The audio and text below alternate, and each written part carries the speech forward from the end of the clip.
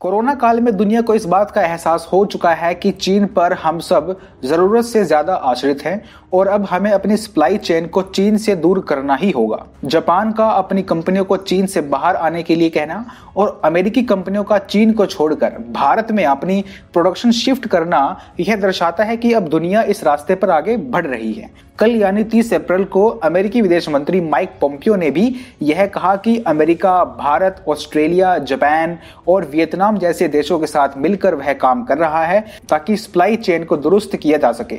जाहिर सी बात यह है कि अब ये सभी देश मिलकर वैश्विक सप्लाई चेन से चीन को बाहर करने की योजना पर काम कर रहे हैं।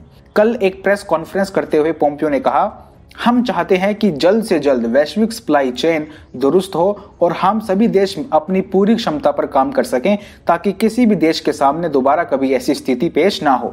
इसका एक उदाहरण हमें भारत में देखने को मिला जब भारत ने कोविड के मरीजों के उपचार के संबंध में जरूरी दवाइयों के एक्सपोर्ट पर से बैन हटाकर उन्हें दुनिया भर में एक्सपोर्ट किया।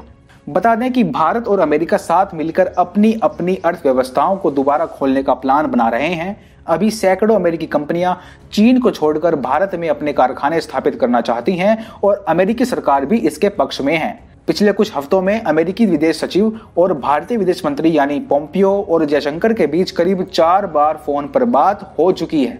इधर भारत सरकार भी चीन से बाहर जा रही कंपनियों को लुभाने के लिए कई बड़े कदम उठाने की तैयारी में है। कल ही पीएम मोदी ने अपनी कैबिनेट के कई मंत्रियों के साथ मिलकर इस पर गहन चर्चा की कि कैसे इन कंपनियों को भारत में लाया जाए। इससे पहले पिछले हफ्ते जब पीएम मोदी ने देश के सभी मुख्यमंत्रियों के साथ चर्चा की थी तो भी उन्होंने सभी राज्यों की सरकारों से जल्द इन कंपनियों को अपने अपने राज्य में लेकर आने के लिए कदम उठाने के लिए कहा था।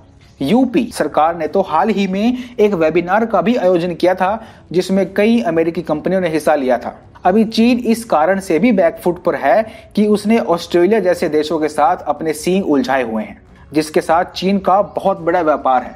चीन ऑस्ट्रेलिया से बहुत बड़ी मात्रा में सामान को इंपोर्ट करता है। अब चीन ने खुद ही ऑस्ट्रेलिया को यह धमकी दी है कि उसके यहाँ ऑस्ट्रेलिया के सामान को अब नहीं बिकने दिया जाएगा।